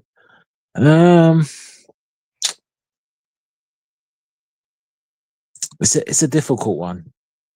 It's a difficult one. If you want, ideally, if you had money was no object, Bastoni, but realistically, I think we'll probably end up with Gay. Okay. Okay. Well, speaking of Bastoni, this one goes out to shout out. Big up to Alexander, by the way, joining us. Big up, Alexander. This one's a shout out to Ross in the chat, Red Armchair Supporter. This is a wild swap. This is a wild swap take that I would have done because I know yesterday, Red Armchair Supporters floated the idea of if Macca doesn't return to the form that we're comfortable or knowing that that exists with him, to maybe take maybe see if Real Madrid would be interested in doing a swap deal. And a swap deal for Valverde, maybe, since Valverde has been very disgruntled at the team currently or reportedly. And it got me thinking, I'm like, oh, well, that's not a bad idea. Maybe, we get some type of decent, we work out something where the contract that this other team would offer this player is the contract that we sign him, and then maybe we swap deal him that way. But I was thinking a wild swap take would be Inter Milan. I love Bastoni as a player, but they, for the longest time, saw him as untouchable, but no longer have that currency to do so because they're having a currency problem. And they also reportedly have an eye on Ibu. They have an eye on Kanate, especially with his contract situation. Liverpool need a left-sided defensive monster. We have Kanate, who has been erratic this season, to say the least. So the idea that I was going to pose was maybe offer Kanate plus a serious chunk of cash for Bastoni. Bastoni's left-footed. He's comfortable in back 3 or 4. He's elite with his pressing range, highly rated by Chiellini as one of the best in the world. Would Inter say yes? Probably not easily. Should Liverpool at least ask the question? I say yes. Only JK is with us right now. Nolante had to step out. JK, is that a deal that you make? If you had to choose. If you had to choose right now for the next 5 years, would you go Kanate or would you go Bastoni? Well, that's a tricky question, bro. I know Bastoni's not everyone's cup of tea, same as Kanai. Look, if Kanai can give me what he gave me in the Madrid game, the Arsenal game, and the West Ham game, I'd keep Kanai, no problem. But he has to give me that all the time, bro, and he don't do that enough for me. Bastoni, solid, concentrated, top player. I'll do it. Why not? Okay. Like Norman says, he'd swap Maka for Camavinga. Even I'll do that. Even though McAllister is a good little player, I'll be ready to do that. Interesting. That's very interesting. I don't know if I would swap Maka for Camavinga. Is even with my obsession of wanting to see us get a top-notch DM in. You know what it is? I'm ready to sacrifice. I'd swap Maka for Valverde. Okay. That's something I would do. I mean, I'll tell you. I'll let you. I'll let you land. I just wanted to say, speaking of Valverde, we've got the fantasy football manager end of the show, I guess you could call it, and apparently, Liverpool have been linked with Federico Valverde now that he's having some issues with Alonso. The issue is they want 150 million euros. I don't think that's happening. I don't know what that conversion is. That's right around the money that we spent for, I think for Isak, right? What's 150 million euros in pounds? About 138. 138. Okay. Yeah. So it'd be a little bit north of what we spent for Isak. That is a high price, though. A high price. The other guy that we've been linked with is a name that maybe some like, maybe some don't like, but João Neves has been a player that we've been linked with. Guess how much they want for João Neves? Just take a wild guess. 5 cows, 4 chickens, and 3 hens. Yeah. They probably want about 100 plus, maybe. Take a guess. Just take a round. 120. 120 is your guess? Okay. That's a good guess. Let's see if I think, the PSG player. Yes, bro. we're talking about the PSG player. Yes, we are. 21 years old. Talented player. Very talented player. I wanted him before he went there, so. Yeah. We were in talks to possibly bring him from Benfica originally. I don't see why we didn't, to be honest with you.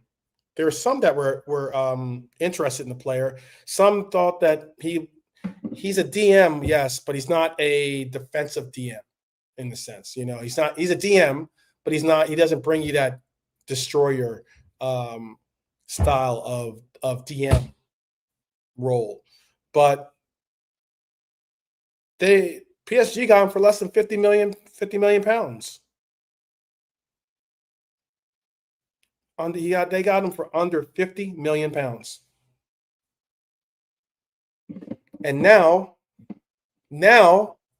PSG is reportedly only listening to offers that are in the ballpark of 160 million euros. Wow. That would be some Tomb Raider style, rating if that was the case of us getting either one of those players. Neves is hyperactive, pressing machine, elite as a 6 and as an 8 hybrid or 6/8 hybrid. Valverde, engine, delivery, long-range threat, can play as an 8, wide midfielder, even fill in as a right back if necessary. Klopp would have loved him. Slot can build around him. He is a monster in the 4-2-3-1 or a 4-3-3. Real Madrid aren't in a hurry to sell Valverde. They have a contract on the player up to 2029. But there is always a number where they'll at least listen. He's not untouchable. And with the current status of Valverde kind of hinting that he's unmotivated by the management, it becomes a case where does the team double down behind the coach or do they double down behind the player?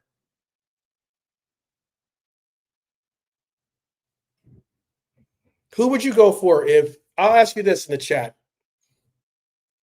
We get, as what I say, 150 euros, 160 euros. The board opens up the purse strings and says, Hughes, you have 155 million euros. Because let's say if you went out for 155 million euros for a player that's 160 million euros, there's a high likelihood that you can get that deal over the line. If Liverpool were to smash the transfer record again, would you go for Neves or Valverde? Who changes the squad more for you, JK? Tell us in the chat too. Who would you go for if, with both of these players available, we have the money, let's say the funds to get over the line, the players want to come to both players are interested in the project. Do you go Neves or do you go Valverde? I think Valverde, bro. Okay.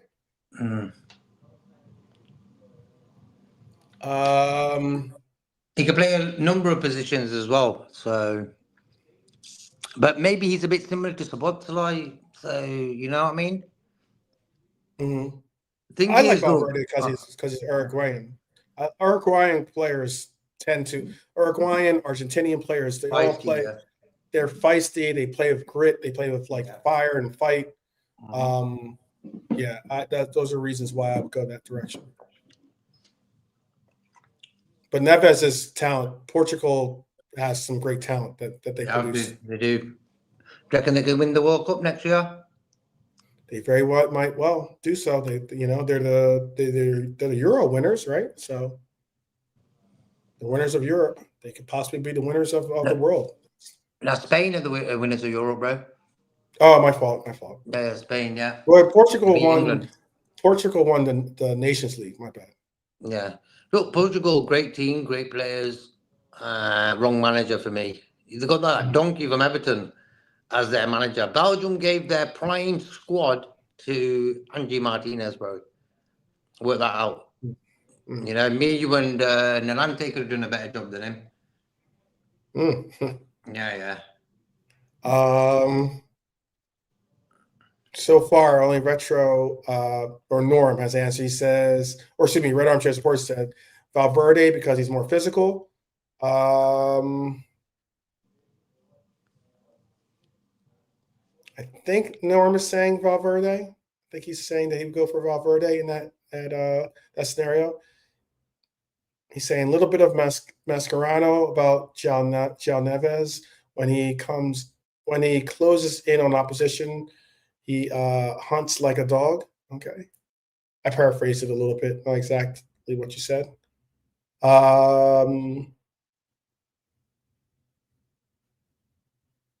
Yes, it is. That's a big game. Big day, I should say. World Cup draw is happening this Friday. I'll definitely do a show. I'll definitely do a show for that. Let's see what happens. I'm not saying what league go for, but I would go for. I'd like to do a double swoop of Real Madrid players. Go in and take both Camavinga and Valverde and keep it moving. But that obviously would be some 200 million alone for those two players, probably, to get them as Liverpool players. But I'll expand this right now because we're rounding it out to be close, about 10 minutes away from being bringing this segment bring this episode to a close. Just some quick fire before we wrap this up. Murillo to Arsenal. Murillo to Chelsea. Murillo to Barcelona. Top young center back on the move, possibly soon. Nottingham Forest, defensive center half, definitely one of the cornerstones of their team, is highly being coveted by all by Arsenal, Chelsea, and even Barcelona. Should be interesting to see what happens with that. I think Murillo is a good player. I think he's a very talented defender. I am not butthurt that Liverpool's name is not in that list of teams circling for Murillo. I think he's a good player, but I think that if I was going for that type of player, I would just probably stick with Konate. Double down and go with Konate. Jadon Sancho possibly back to Dortmund on reduced wages. Maybe Sancho is going to look to move back to Germany and rebuild his career. He's had his best years for me. It's done. Wow. Yeah. How many years can he go around hovering around, not really getting into a regular team? Madness. Yeah. Tino Livramento delaying his contract. Maybe it's because he's possibly had conversations on the low, obviously, but you never know. It is Manchester City, because Man City is apparently lurking in bringing Tino back to Manchester City as their future right back. It would be a very interesting acquisition for them to have to embark on, and one that would certainly take away a little bit of the cohesion that Newcastle has built in that defensive back four. Chiesa is attracting some real notice from 4 Serie A giants. If Liverpool want to keep him, they'll need a firm plan and start including him in the lineups. He needs to get more involved and be more of a solid foundational piece in Liverpool rather than it's 3-0, throw Chiesa in. Manchester United are chasing apparently João Gomez. They're also chasing a player that we are chasing as well, Semenyo as well. João Gomez. What's the name? That's a name that's very interesting. The Wolves player. Semenyo I can understand, but João Gomez is an interesting one. Maybe getting him from a team that is not performing at the levels that they really need him to be performing at.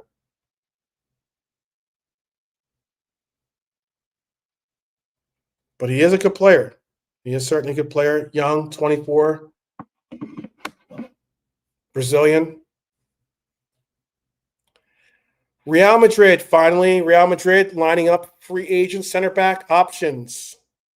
Real Madrid apparently are looking. We all know what's been said about Liverpool, or Liverpool being certainly one of the favorites, but we all know. See if I can bring Monte back in. Hold on 1 second.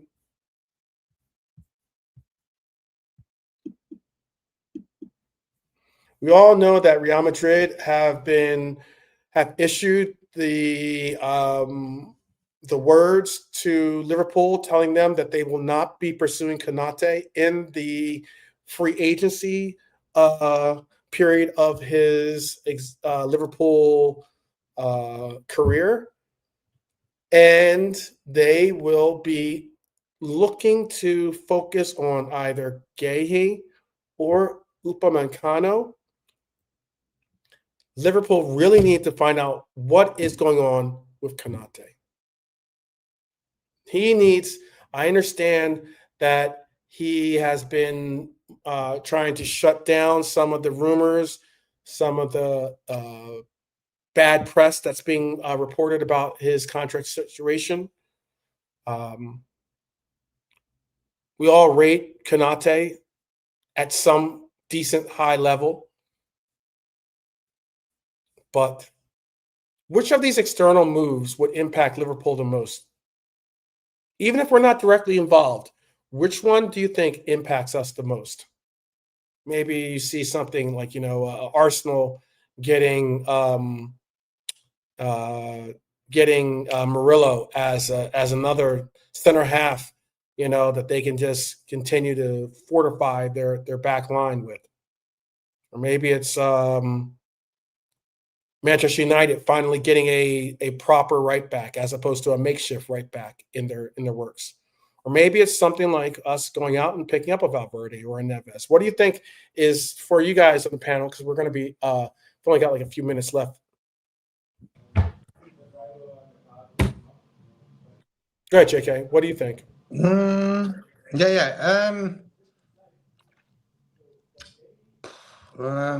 Look, there's a lot of free centre backs and defenders going in the summer.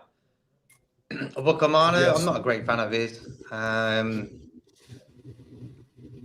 So we've got to really think about it,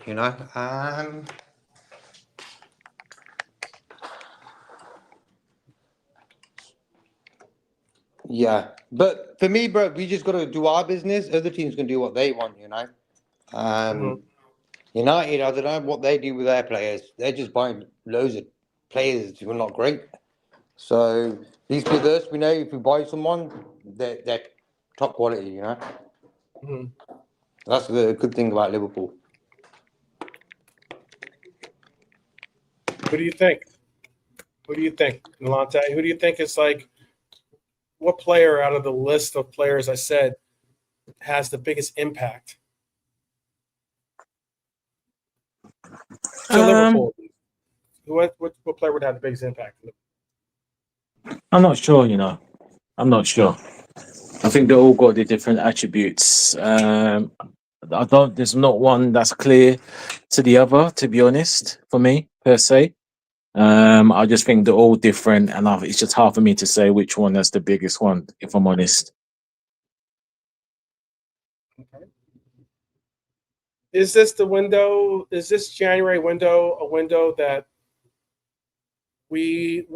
what part of our team, if we are going to make some acquisitions in the transfer market in January,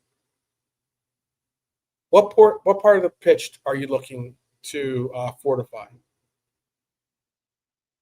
Our front line, our midfield, or our back line? I would say I that see. line for me. Yeah, go on. Yeah, man. No, JK. I mean, I can hear Jurgen Klopp in your house. Obviously you're multitasking, so it's quite big. No, go on, JK. Go on. Yeah, go on. I looked up a DM, bro. I think we're 3 players lacking of a top squad: a winger, a DM, and a centre back. Simple as that, bro. 3 signings short of a top squad. A DM right now. That's 3 different roles, three different positions at least, like you said. Yeah. I think if we get a DM in, I'll be more than happy. But it's just the risk game of a centre back. So it's up to us. I wouldn't mind a DM, bro. So you want midfield, okay? You said back line, but now you said Yeah, DM. I'm thinking about it. Yeah, we get a defender in. What's he going to do? He's going to be sitting on the bench with Gomez. You know what I mean, bro? So I'd rather get someone who's going to influence the team right now, and a DM could do that. Rest Gravenberch or whoever. Okay. What about for you, Lante? You can tell us in the chat too, by the way. We just need a centre back, point blank, because, like I said, if Joey, Phoebe, one of them go, we are in the mud. DM, I think we can hold that off, but the problem is Slot doesn't play Endo. I think we can keep him to the end of the season. So the centre back is ASAP. We do. That's for me. Clear as day. All right. Well, these games have just officially started. The 12:30 games, or excuse me, 12:30, 7:30 games have just started. There's a game on at 8:15 as well. Who do you have? Who's your pick'ems in these game? Fulham, Manchester City. Fulham is at home. Let's go Fulham for a win, bro. Thing is, Wow. if we're gonna pick City, if City are gonna be Arsenal sort of main sort of opponents for them to win it, City for the win though. You know, yeah.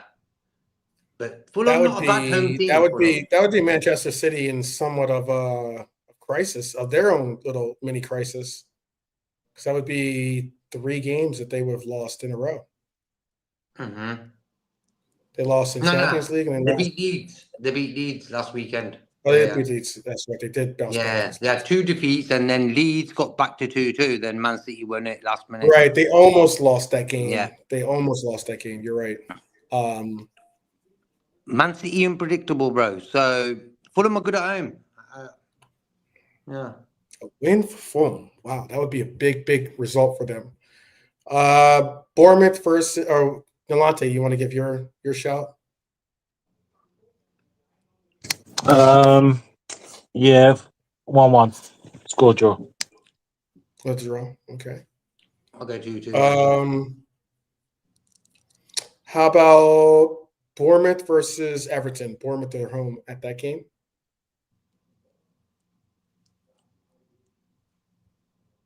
JK? Bournemouth I'm going win. Man City, by the way, Fulham versus Fulham, but go ahead. Yeah. Yeah, I'll go Bournemouth this one. Bournemouth, okay. 3-1 maybe.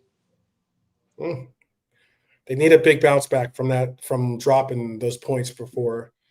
Versus I think Brighton, right? Wasn't it Brighton? Yeah, 2-1. Red Armchair's gone Bournemouth. Bournemouth, okay. Nolante. Bournemouth Everton, that game is live right now.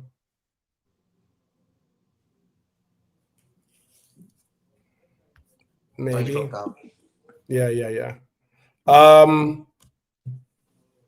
Then you got Newcastle Tottenham. Yeah. Newcastle Tottenham. That's probably the game of the day, actually. Yeah, that's the game of the day.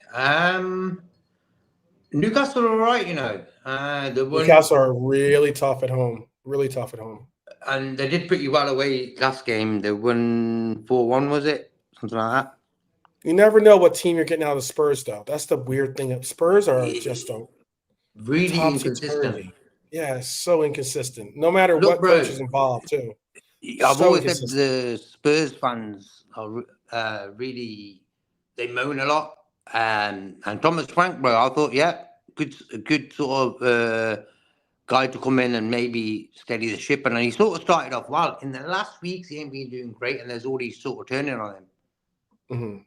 That's how football is now. A guy can't breathe in the job. I like Thomas Frank. I think he's a very good man manager. He looks like that type of guy. You got to give him time, man. You got to give him time. Yeah, absolutely. So who do you have in that game? I'm seeing a draw, but I can see a Newcastle win. That's the problem. Van der Ven ain't playing for Tottenham. Let's go Newcastle win. Yeah. Newcastle win. I'd have to agree with you on that one. Because it's weird. Because most people probably will pick Spurs to lose that game. They'll mess around and win it, most likely. That's like Spurs. I was thinking exactly that when I said Newcastle to win it. I said, you know what? Watch this. Tottenham going to go and beat them. Watch. Yeah, get a draw or beat them or something. Something unexpected. But Newcastle should beat Spurs in that game. Do you reckon if we took Paulinho from Bayern to play that DM role, would you have been happy with that? No, only because that'd be a short-term fix. Yeah, I think that's what we sort of needed this season, like a quick short-term fix. And that's what you're looking for. Yeah, absolutely, that works. Yeah. If you're looking for a short-term fix, but I think I think we already have a short-term fix on our team, Endo. I think Endo can prove to be a short-term fix. I'm not saying Endo's the future as our DM. I haven't seen Endo. Yeah. Yeah, but I could see Endo being a short-term fix, as if we need a destroyer and we're looking for a DM that's going to be relatively consistent, not hurt us in contribute more than take away from the scheme. I think Endo's that guy. It's just, I'm not sure. unfortunately, this coach doesn't want to give him the opportunity. I I think haven't seen Paulinho. Endo in it feels like years. I know it feels like You know what I he's a. Yeah, he feels like he's a forgotten cast member. Yeah. Yeah. All right, let's do some rapid fire. I'll tell you my scores my picks, and you can tell me yours. I want Newcastle in that game as well. Arsenal Brentford. I'm gonna go for. I know this is me probably doing more of my heart than it is head, but I'll go with a Bournemouth a Brentford draw at the Emirates. Something that they don't get routinely, but I mean, Arsenal's got a lot to play for, and both of their center halves are down right now. I don't know if one or the other will be available for that. I know that I'm pretty sure Gabriel is out until at least the end of December, if not January. Yeah. But Saliba was out of that game as well. Their last game against Chelsea. I think he's back. Let's go draw. I was thinking draw. Why not? Yeah, I'm thinking Yeah. draw in that game. Burnley versus Crystal Palace. I'll go Palace in that game. Sar's injured. Sar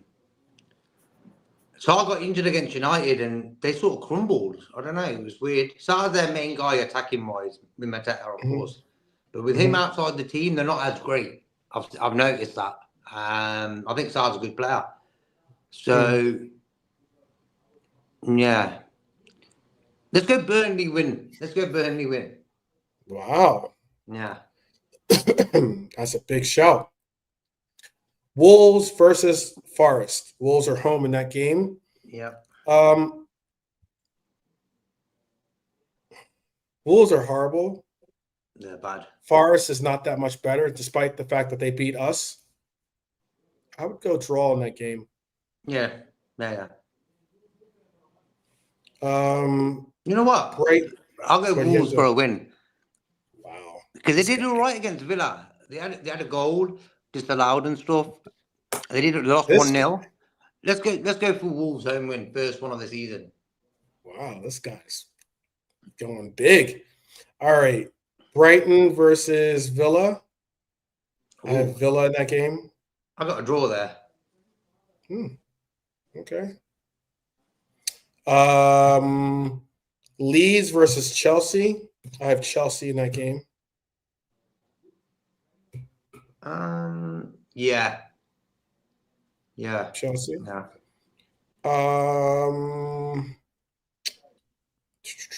Man U versus West Ham. West Ham. I'm not even going to think about that. I could never say Man United are going to win. I had a draw in that game. Yeah. Like, even if it was Man United Wolves, if they lose, saying Wolves. If Manchester United lose to West Ham, the Dogs will be right back out for Amarin's job. They'll be right back out for him. Yeah. Do I think they can get a win? They're at home. Well, they lost to Everton last week, 1-0 with 10 men. They did. They're very inconsistent as well. United lose to Everton at home, then beat Palace away. Yep. You know what I mean? Like, yeah, weird. Yep.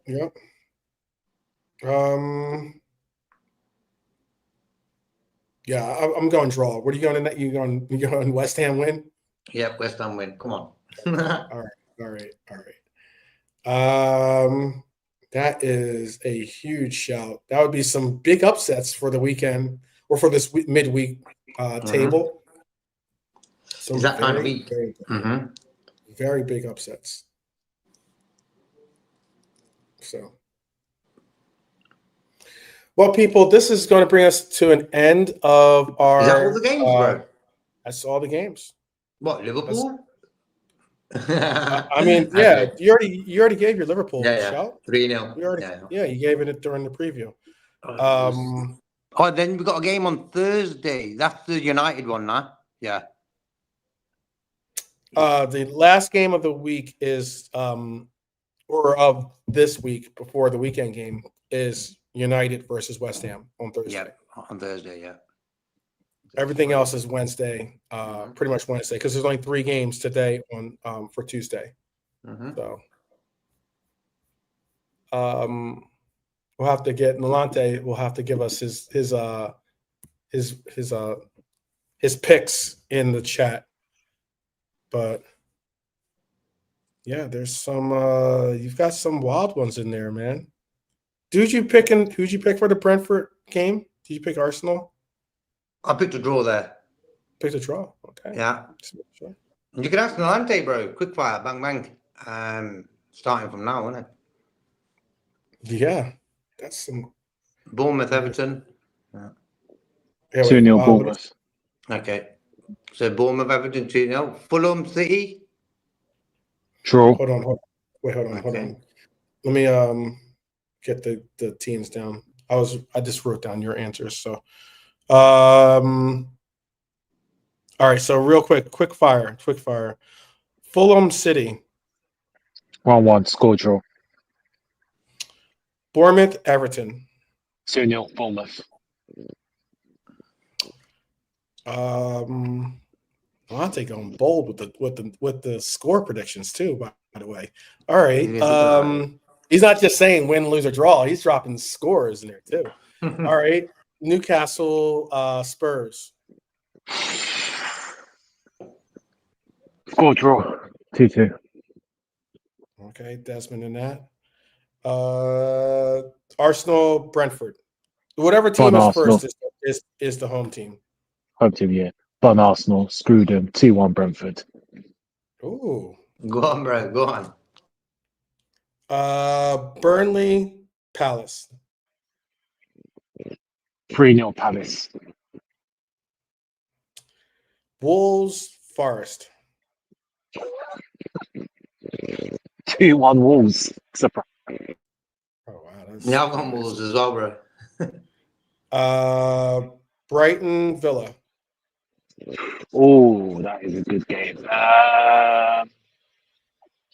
2-1 Villa. 2-1 Villa. Did I hear that right? Yeah, 2-1 Villa. And not the last game. Leeds Chelsea. 3-1 Chelsea. Obviously, you have Liverpool winning against Sunderland. Man U versus West Ham. Score draw. That's raw. All right. That's again some very courageous picks. Some very courageous picks. Got some real table game changers in there. I think I went with the majority of the favorites in those games. My picks weren't as crazy as some of the ones, or not crazy, at least they weren't as bold, let's say, as some of the panels. You can give us your picks if you like for some of those games if you want, or all the games if you like in the comments. We're going to end this episode. We're a little bit 10 minutes over the time of 2 hours, but I also wanted to certainly allow for the panel to say their parting words to the chat and to the audience. Go ahead, JK. You bust in first. Oh, maybe not. Yeah, enjoy the game tomorrow. Clean sheet, 3-0. That'd be nice. Okay. And a quick thing, I've seen a lot of the away support sort of sporting slot against West Ham. They were singing his name and stuff. So that was good to see. You know what I mean? Yeah, definitely. Go ahead, Nolante. What would you like to say? Big up everyone to the chat. Let's hope we can get a win, get backs climb that ladder again. A little choppy there.